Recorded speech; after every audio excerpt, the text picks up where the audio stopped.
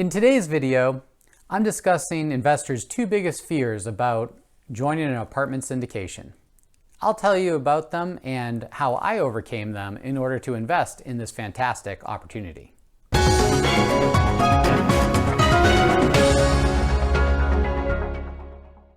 The first is the illiquid nature of real estate investing.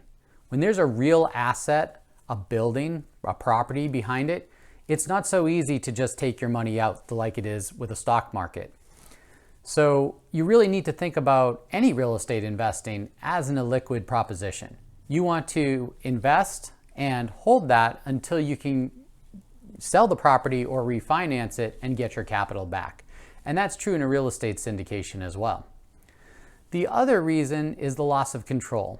So in a real estate syndication, the general partners have the business plan, they're executing the business plan, they're looking out for the health of the business, and it is their job to make sure that they are executing it to the best of their ability and to create the returns that all of the investors are looking for. So with both of those, how do you get over them? How do you get past them in order for you to feel comfortable investing in your first real estate syndication? I'll tell you how it worked for me. Let's first talk about the illiquidity of the investment.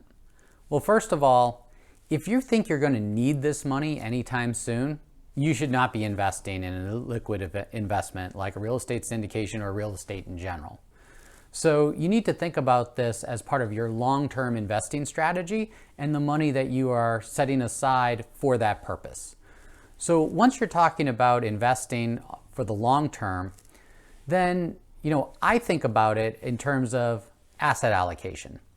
And when you talk to many financial advisors, they will tell you that you need to have a portfolio of investments that are allocated across different asset classes to take advantage of market opportunities, but also create a balanced portfolio for yourself going forward.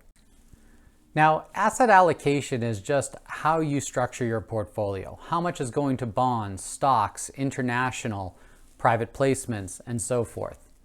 So most people will think about that in terms of the stock market, but high wealth individuals will also allocate a portion of their portfolio to private placements. A real estate syndication is a form of a private placement.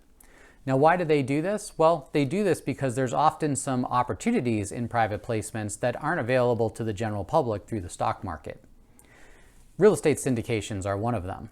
So when I start thinking about allocating my portfolio, I think about what portion of my portfolio I want to allocate to real estate, and I also think about what portion of my portfolio I want to allocate toward private placements.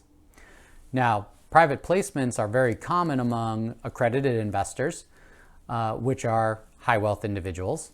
However, they're less common among unaccredited investors because in order to invest, you have to have a prior relationship with the sponsor of those private placements.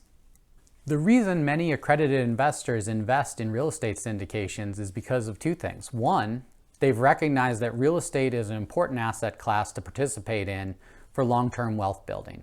And two, private placements in particular often provide outsized returns over the stock market in general. So when you start to think about your participation in a real estate syndication as part of your long-term wealth building strategy and a portion of your portfolio, it gets a lot easier to think about the illiquidity of it because it's something that you're in for the long term anyway. And so for me, that was a good reason for me to go ahead and move forward with real estate syndications. The other way to look at it is that it's a protection. So not only is it illiquid for you, it is illiquid for all of the investors. And just think, if you've invested because this is a long-term strategy for you, you like the business plan, you like the sponsors, and you believe you're going to achieve the returns that you're looking for, what would happen if other investors decided that they wanted to take their money out and force the sale of the property? Well, one, that would certainly be very expensive. And two, you wouldn't likely get the returns you were looking for, and you would have absolutely no control over that. So by turning over the execution of that business plan to your general partners or sponsors that you trust, well, that protects you from other investors that may on a whim need to change their investment strategy and try to pull out. Now, ultimately, that's generally not possible within the first year. And there is a rare occasion that it could be possible to pull your money out during a syndication, but it's very expensive. Most syndications that I see, if they do allow for that, it will be only at the expense of the person withdrawing their money, and it is expensive. So really, you need to think about this as a long-term investment. Now let's talk about the second biggest fear, and that's the loss of control. So I don't think anybody really wants the control of the property on the day-to-day. Do you really want to know who's mowing the lawn, which tenants are having which issues, which pool person is coming for maintenance this week, which carpet color we're picking? So I think a lot of times it's not the control of the day-to-day. People's biggest concern really is, what if something goes wrong? And if something's going wrong, what can I do about it? Well, I look at this two ways. The first is, hopefully, you've chosen this investment because you've vetted your deal sponsors, that you believe your deal sponsors have the expertise to execute the deal and make good decisions, and ultimately work through those challenges that always come up in an apartment building investment opportunity. Another way that I've got myself comfortable with real estate syndications is to think about how much control I really have in the other investments in my portfolio. So many people invest in index funds. Do you really have any control in an index fund? It's a big basket of stocks. It's subject to the whims of the market. I would say that's probably got the least control of any of the types of things in my portfolio. Or maybe you invest in mutual funds. I do. And mutual funds, how much do you really know about what that mutual fund is buying or selling any given day? What about the manager? Do you know the manager's track record? Do you understand what the manager is doing? Do you have a relationship with them? Now, look, there's certainly a lot of data out there, but how much research are people doing on their mutual fund managers? In fact, if you invest in a target fund, like a lot of times you'll hear a retirement 2030 fund or 2050, 40 fund or what have you. That is a fund of mutual funds.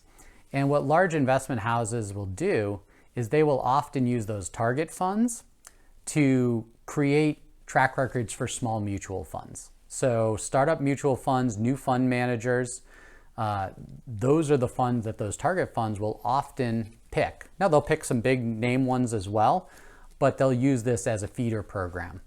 So when you invest in target funds, how much do you really know and how much control do you really have over those assets? All of that information can be found out, but are you finding out? So for me, I think about my real estate syndications as ones where I have much more control than I do in many of my other investments. One, I'm picking the deal. I know the details of the deal. I know the financials. I personally know the sponsors. I know I can call them. I know I can find out information. So for me, it actually creates more of a sense of control than many of my other investments, which can go up or down on the whims of Wall Street without really any say on my part. I hope this video helped you think about real estate syndications in a different way. These were things that helped me to invest in my first one. And I can tell you this, it gets a lot easier. After you do the first one, they start to look very similar and you get more comfortable, especially as you see how they get executed and the results that the sponsor's delivering. Make sure to watch the next video in our series where we talk about the legal documents and mechanics of a real estate syndication and what to expect as a limited partner. Until next time, I'm Michael Parks, helping you to invest in apartment buildings to live life on your own terms.